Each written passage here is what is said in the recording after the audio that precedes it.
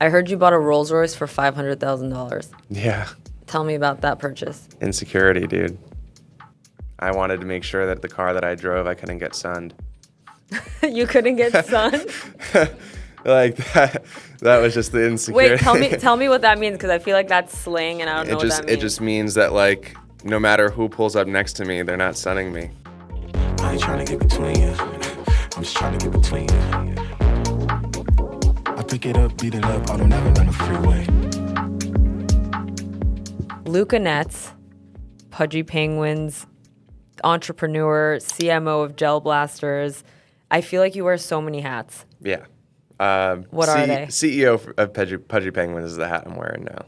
Okay, so you're not doing anything else other than that? That's your No, main thing? That's the only thing. Okay.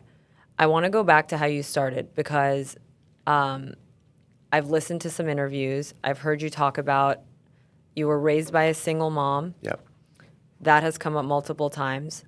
Give me the story from as far back as you can remember. Yeah, so as far back as I can remember, my mom got dealt a bad set of cards with my dad, kind of left her hanging with just my brother and myself.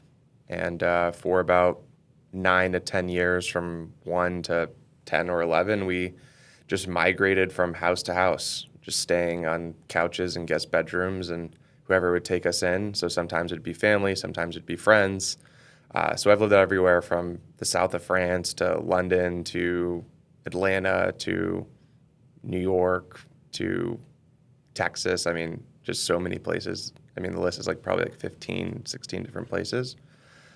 So my mom was taking care of the house, taking care of the kids, whoever, like trying to provide value to whoever we were staying with in exchange for housing. And then eventually we'd overstay our welcome. My brother and I used to fight a lot, so I think that didn't make the situation easy. So we'd come to people's houses and create chaos. And so we'd be on to the next pretty shortly after our initial plop. And I think that was kind of the start. Then eventually we settled down in Los Angeles, went to Fairfax High, dropped out, and the rest is history. Wow. Okay. So seems like instability was a theme in your life. Yep. What did you learn from that? So at the time, I didn't really feel the ramifications of it. It felt normal.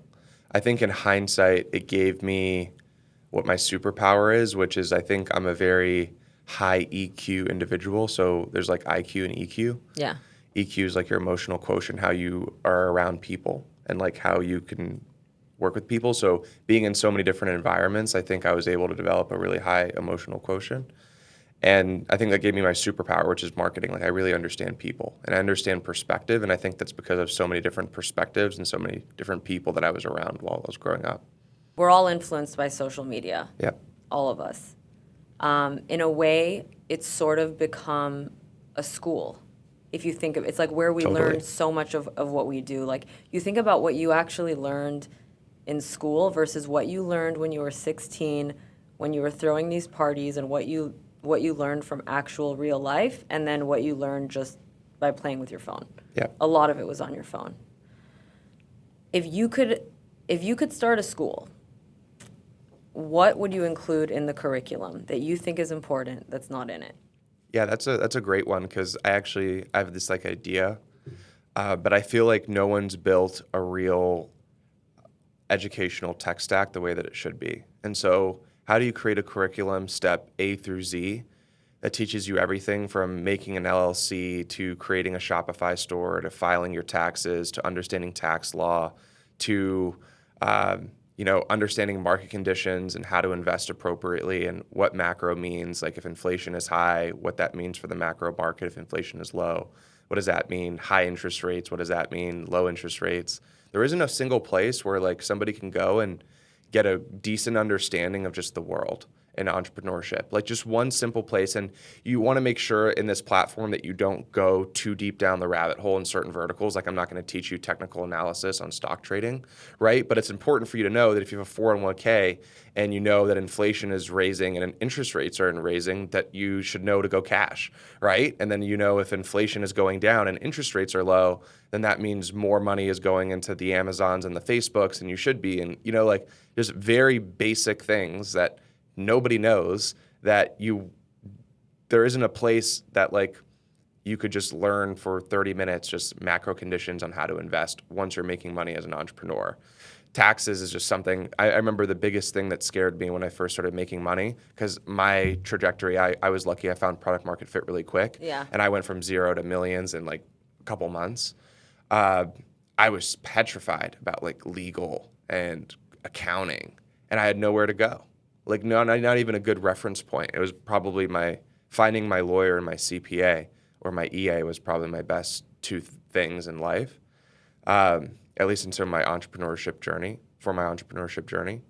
But there isn't a place like that for people, and I feel really bad. Like, no wonder, but the world, school doesn't make entrepreneurs; it makes employees, right? If not, everybody would be an entrepreneur. Like, the system is created to make you raise your hand when you have to ask a question, rather than, go out and asking the question and speaking abruptly, even though that might not be appropriate here or there. But it quite literally manufactures employees. So how can you create a system that manufactures entrepreneurs in a real step A through Z type of curriculum? Something I thought about because I'm a high school dropout. I got my education off of piecing everything together on YouTube. Imagine if somebody was able to curate and filter that content for me in a very like real and professional way. I'd pay them whatever, within reason. Everything that you just said falls under financial literacy, Yep. which I think is one of the most important things. It's one of the biggest problems in people's lives. The other thing that I think about a lot is relationships, because everybody knows that the quality of your life, of course, you need to be comfortable and you need all that. But the quality of your life depends on the quality of your relationships. If you're around bad people, if you're around jealous people, if you're around people who don't want the best for you, the quality of your life significantly decreases. So then I also think about how do you incorporate into a curriculum things like building intimacy, learning how to have long-term friendships, learning how to deal with difficult emotions like jealousy and envy and things that are actually very, very human. Yep. That we just don't know how to deal with and are very reactive to unless we learn how to deal with that stuff early. It's something that we've probably both worked on, because when you have high EQ, you're very strategic about the way you move. Mm-hmm. Not everybody is that way. Yep. But it significantly helps when you learn it, and we have good relationships because of it. Yep. And so, yeah, if there could be a school that taught this stuff, I think, first of all, people would pay top dollar. Parents would pay top dollar for this kind of private school. Everyone would want to send their kid there, because what we're learning right now is exactly what you said. You're raising kids to be employees, not entrepreneurs. Yep. I think about this with politics. If you spend a lot of time on Twitter, have you ever seen like political Twitter? Yeah. It's insane. It's like you're just sitting there arguing with people, trying to say that you're right and they're wrong, and it never ends. And you're arguing about little things like, not little things, but like abortion and making fun of whichever political candidate you don't like. And I think about it, I'm like, how is that making people's lives better? How are you making money off of this? How are you doing it? You can spend a percentage of your time on that, but not all of it. And I see a lot of people spending all their time on it. And it's sad. Incredibly. It's insane. It's insane. So I love what you're saying. Everything that you mentioned, 100%. I some of the stuff you mentioned, I don't even have answers to. I need to still learn. And I'm older than you. So I want to talk about relationships with you. Yeah. Which relationships affect your life the most, or affected as you were growing up, and then affect now? That's an interesting one. I think at its core, before I answer that, I think life is all about relationships. It's less about what you know and who you know. I thought about this pretty early on, or a couple of years ago, but I was like, okay, why did I get here? Okay, I provided value. That was key. Like, I had a value proposition. I had a skill that people didn't have. But then it was really the relationships that I had built. And also making sure that, I have an interesting personality type. There was many moments where I wanted to say things that I should have said, but I didn't. Like? There was like a partner really early on, and he was super disrespectful. He was like incredibly disrespectful. Like, so people don't know this about me, but like I grew up with the bad crowd, right? Like the type of crowd where if you're disrespectful, like we fight. And they'll go to jail. Yeah, there's not my middle school and high school or my early high school and middle school friends were like bad kids. Like I won't go deep into it. So naturally my mind is programmed that disrespect. It's like, oh, hell no, dude. Like, you know what I mean? Like, that's not going to happen type of, like, the culture that I was brought up in my early stages in LA, the first 3-4 years, was like, hey, if you're disrespecting me, like, we're going to fight about it. Or, like, something's going to happen. Something's going to blow up in a greater capacity. But when I first started making money, I had this partner that was just, like, unbelievably disrespectful, just complete. To everyone? To employees? To everyone, and just him and I had a rift because he knew that without me, they wouldn't be making the money that they were. But he also didn't want to give the credit there. Like, he wanted to take responsibility, and he wanted to be the alpha. And so there was many times where I felt so disrespected. I was like, oh, yeah, dude, this is like a problem, like a real problem. And instead of making it a problem, I just sucked it up. And in hindsight, it was one of the best things that I did because I made so much money with them that, like, if I would have done what I was naturally programmed to do, or like what I was raised to do, which was like just smack you in the face, right? That I would have been $5 million lesser in a moment that was very important to make $5 million, right? And that is like a testament to like how you interact with people. I think back to the relationship point, probably the most important relationships to me today. Like friendships are not to be underestimated. Business relationships are not to be underestimated. Always making sure you do right by people. So one thing that I think is attributed to my success today was my business after my first company, which was selling jewelry online, was monetizing social influence, right? So I realized that influencers had millions of followers, but they didn't have millions of dollars. And so I came in with like a unique value proposition that I was going to monetize your likeness through moving product online. So I would partner with you. We'd go into a product or a project 50-50, and I would curate the products, make the products, ship the products, handle everything to do with getting the product from the manufacturer to the customer's door, and then your job was to drive awareness to the product. And we were able to make a ton of money this way, like in the form of hundreds of millions of dollars. And I ended up working with hundreds of different influencers and celebrities over the course of 3.5 years. And that was key because I have a relationship with people where I make them money. And so that's kind of what I think elevated me is I'm always giving to people. I'm never taking from them. So I'm always coming into situations and either giving them a business opportunity or I'm really well known with this. Charles is the king of this and he'll double down on this. We give people free things all the time. People love us because I just give you free stuff. Charles gives me free stuff all the time. And not just that, anytime I make an introduction and he makes money from it, he's like, yo, let me give you a couple grand. I'm like, what? Right. But it also incentivizes me to throw more at him if I ever you know what I mean? And I'm like, that's so smart. I learned that from him. Yeah. Today's episode of Beyond is brought to you by MoonPay.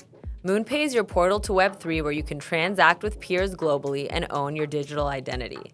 MoonPay makes it fast and simple to jumpstart your Web3 journey. Quickly use your debit or credit card to buy and sell crypto and purchase digital collectibles. Visit moonpay.com to get started. So I'm really bad on the personal relationship side, actually. So if I want to keep in touch, I just get into business with you? Probably. I mean, I try to respond. Like I'll respond, but I'm not the person to have like a deep. And this has actually been a common problem with a lot of my friends. And actually, and I don't mind saying this, but my girlfriend and I got in a little bit of an argument. She's like, ever since Pudgy Penguins, things have been different. Yeah, makes sense. And I was just like, damn. Are you gonna do something about it? Keep working harder so I can like get to where we need to be. Where do you want to be? I want to be number one. What does that mean? Because it means people define success differently. Yeah. And so that could be a number, that could be a lifestyle. What does that mean to you? Well, when I say that, I mean Pudgy Penguins. Because if Pudgy Penguins is number one, I'm number one. So like, I think if Pudgy Penguins is number one, I can take a vacation. I can go and take my girlfriend where she wants to go and, spend 2 or 3 weeks. I think the community wouldn't mind once we're number one. if I go spend 3 or 4 weeks traveling the world. It's going to take some time, but I think, I don't know, I'm just obsessed with winning and I'm obsessed with work. But I think this is a brand awareness game at its core. I really believe that. I think Bored Ape is a testament to that. Who can get the most brand awareness at the right time? And I believe we have the machine and the wherewithal. I believe Doodles has those capabilities too. You know, I've never talked to their team, and I've actually, like, in direct comparisons, it's my job to put myself in positions why I think Pudgy Penguins is better. But they have unique edges that I think people don't realize either. Like, Have you been to their events? I've been to their events, yeah. But I think it supersedes that. I think their CEO has, like, if you really understand what I understand, I think in moments where things are really going to matter, I think he'll step up to the plate. I think, truthfully, if I'm speaking objectively, and this is a spicy take, I think it's the only person that I'm competing with is Doodles. Wow. I don't think any of them can compete with us. But I think, truthfully, I don't mind saying that. I think they're the only group that could be the face. If someone's starting out as a creator today, what's your advice? Quality, consistent content. You mentioned it and we were in a space recently. Quality, consistent content. It's the number one thing. Consistency being the most important word. You can, like, quality is really important, but, like, it's better to be consistent than to be obsessive over quality. So, like, some people will let quality be their Achilles heel, and they'll say, it doesn't meet my mark, rather than being consistent. Consistency is key. People obsess over quality at a fault, and quality is important, but you have to find a balance as to, like, how can you ship things at an efficient level that meet a certain standard of quality, but consistency is the most important thing. The algorithms reward consistency. At this point, you're just trying to feed an algorithm, and everybody that's blown up at a huge level was really consistent for a very long time.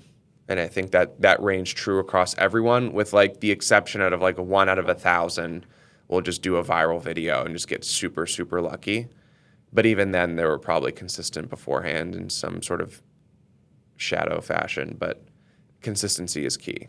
What's your relationship with money? I have an insecure relationship with money. Elaborate. I am still trying to, like, make up for all of the years that I felt like an outcast because I was just, like, the poorest one and, like, in the shittiest situation.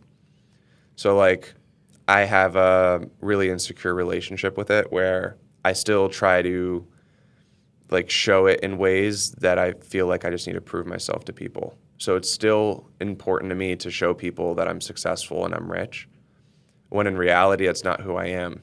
So, like, I'll notice my mind will go into places where I'm probably a little more braggadocious than I should be, or, like, a little more materialistic than who I really am. But it's because of some underlying insecurity. And so, like, I love money for freedom. That's really what money is at its core. That's all money will ever be. It's like I never understood people, like, robbing banks or committing crimes for money, because it's like you just don't understand money. Money is not the ability to get stuff. It's the ability to be free. And so a lot of times I'll let my insecurity get the best of me, and I'll go buy things that I don't necessarily need to buy. But because I want to feel like I want to prove it to people that, like, I have it and I want to show it. And so I have an insecure relationship with money. Though I understand what money truly is, I still have this, like, interesting balancing act. One thing that you'll notice about me, and I think it's my greatest superpower, is I'm conscious of everything. So one thing that I think a lot of people do wrong is they live in what I like to call fantasy land. They're not actually truly aware of their reality. I'll give you, like, an interesting analogy. When we were younger, we used to, like, get up and go make moves. We'd call it making moves. And we'd link up and we'd just smoke, like, a backwood together. And then, like, we'd be on our way or in the studio, the music studio. So it's an interesting analogy because we were, quote unquote, making moves. And so for years, I thought I was making moves. And then when I realized, I removed myself from the fantasy land, I was like, oh, I'm not actually really making moves. I'm being a loser, right? And then that was, like, one of the changes. I was like, oh, whoa. It's like if your girlfriend cheats on you, but you've cheated on your girlfriend, right? And you're just incredibly upset at her because she cheated on you, right? But in reality, you cheated on her. So what are you upset about, right? She just did to you what you have already done to her.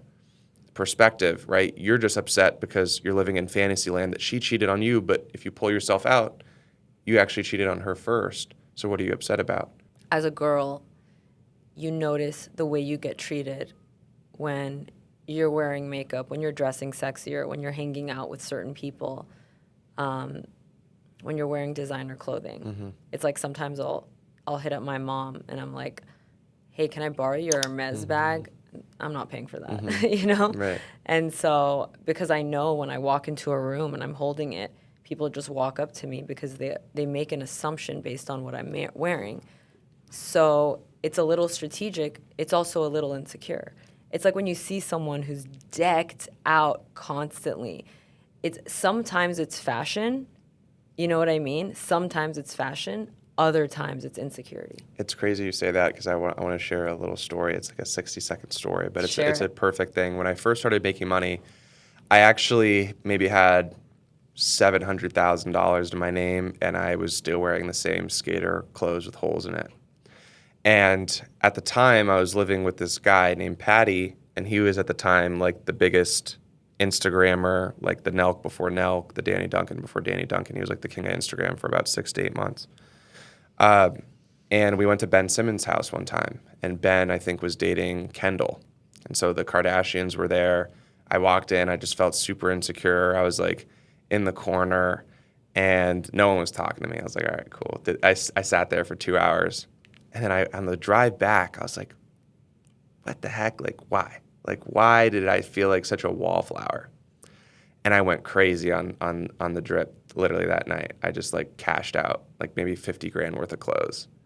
And we go back there and I'm like a completely different person, completely different look, completely different swag.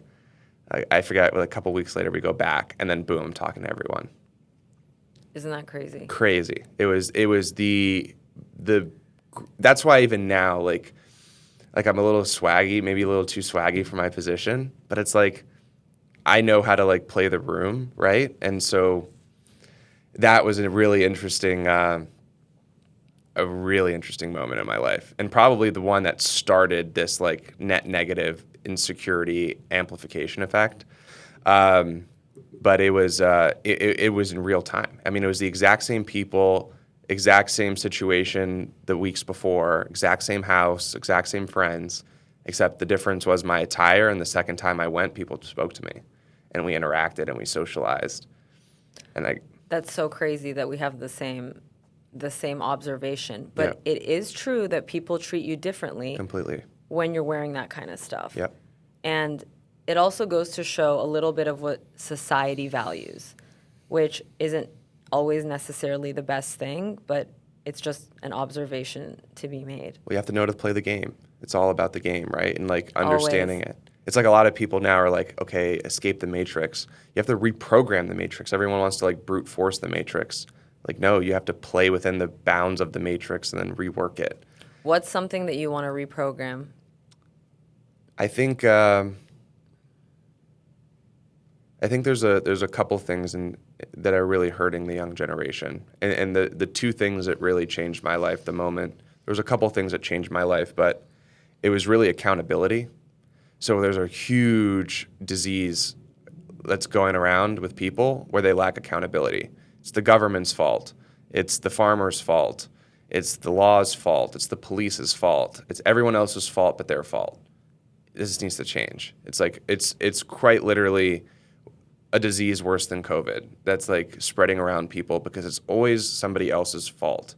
It's never anybody's fault. You know what's interesting? I read somewhere, and also I've heard like several people on TikTok and Instagram say this, but even if it's not your fault, as an adult, it's your responsibility. And once you take on that mentality, it sort of empowers you to change it. Okay, it's my responsibility. What am I going to do? Map it out. It's a game. Literally, when you think of this as a game that you need to win, it's so much easier to do that.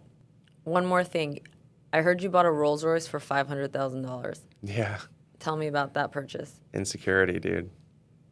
I wanted to make sure that the car that I drove, I couldn't get sunned. You couldn't get sunned? Like that was just the insecurity. Wait, tell me what that means, because I feel like that's slang and I don't know what that means. It just means that like no matter who pulls up next to me, they're not sunning me. Are you still driving it? Yeah, I just buy everyday car. It's a Did shitty you pull car. up to this podcast? No, I drove up to this podcast in my. No, that's in Miami. Because you knew I already respected you. You didn't need to pull up on me. I drove up in my mom's Range Rover. Still kind of a flex to some people. Yeah, I mean, we used to not have a car. We used to drive in a shitty 1920s Bronco that wouldn't work. So it's nice to be in the situation that we're in. But it's insecurity, dude. The car sucks. It's the worst car ever. Never buy it. The Cullinan sucks. Wow. It's the worst car. I was in the Range Rover, the new Range Rover, the 2023. I was like, dude, this shit's on the Cullinan. My car, yeah, the Rolls Royce is a shitty car, truthfully. It's just the interior that's really nice. Like, yeah, I have the orange interior. Yeah. Stars suck, corny, cheesy. That's the other thing that Super I see. cheesy. That's the other thing that I see on Instagram a lot that bothers me is the people that are constantly, and they have crazy followings, constantly like rolling around in private jets, filming it, filming themselves in their Rolls Royce, and they like have to make sure the double R's in the back like show when they're taking a selfie, or they have like 20 different Hermes bags, and they have like a different one in each photo, and it's like every single day. But they're insecure, I'm telling you. I agree. They just want to admit it. I'll admit it, and I'll be proud about it. That's what I love about you. They won't admit it. And that's the thing is when I see people that are doing that, I want the younger generation to know this is not the mark of someone who's happy. No. Because I know people who are frankly billionaires who take private jets all the time because it's comfortable. Mm-hmm. That's why they're doing it. It's Right. because it's functionally comfortable. Right. Not because they want to flash it in someone's face. Yep. And so if somebody's doing that and their entire Instagram or their entire social profile is flexing, what does that tell you? Insecure. That's it. That's it. And so it's these little things, which we've covered a lot of in this conversation, that I feel like the younger generation can definitely benefit from. I know that you say you want to stick to pudgy penguins. I don't think you're going to stop there. I've known a lot of people like you, and once you get it to where you want it to be and it's operating the way you want it to operate, I just feel like there's so much more. The last question, I ask everybody this. I feel like there are so many lessons and things that you've learned that you feel like are important, but it's hard to prioritize them in terms of like what you feel like the world most urgently needs to hear. And I have a scenario that sort of forces you to think about it. That's why I love this question. So you're at the Oscars. Mm-hmm. Just envision this. You're at the Oscars, and you're nominated for, let's say, a documentary about NFTs and pudgy penguins, and this young kid who was raised by a single mother, and he made it. And you hear your name get called. So you walk up to the stage, and you thank everyone that you just named, Charles, your team, the holders, everybody who believed in you from the beginning, and then you're done thanking them, but there's only about 45 seconds to a minute left, and then they start playing that music that tells you need to wrap it up. What do you say in that 1 minute? What message is so important that you think the whole world needs to hear it in that moment? And keep in mind, they're going to replay it on YouTube. It's going to go everywhere. It's going to make headlines. What do you want to say? Before I answer, phenomenal question. Absolutely phenomenal. But if I'm answering it, I'm saying you can do anything that you put your mind to, and that I'm here, and that I'm a testament to that. And that the number one thing that you need to do in your life is believe in yourself. As weird and as corny as that sounds, it starts and stops with you. And you can do amazing things, and you're going to do amazing things, but it's imperative that you do a couple things. The first one is take accountability for your actions. The second one is don't compare your life to others, because your life is amazing. The third is find your purpose, because without purpose, it's really hard to get up in the morning every single day. And usually I'd probably script that out a lot better. But oh my off the God, top I'm of like my head, emotional just good. listening to you. I want to redo that. Huh? There's tears in my eyes, Luca. Really? Yeah. Oh, shit. Okay, I love that.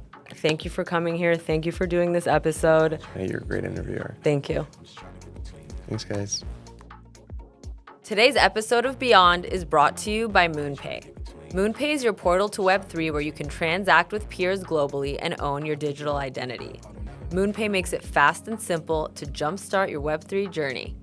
Quickly use your debit or credit card to buy and sell crypto and purchase digital collectibles. Visit moonpay.com to get started.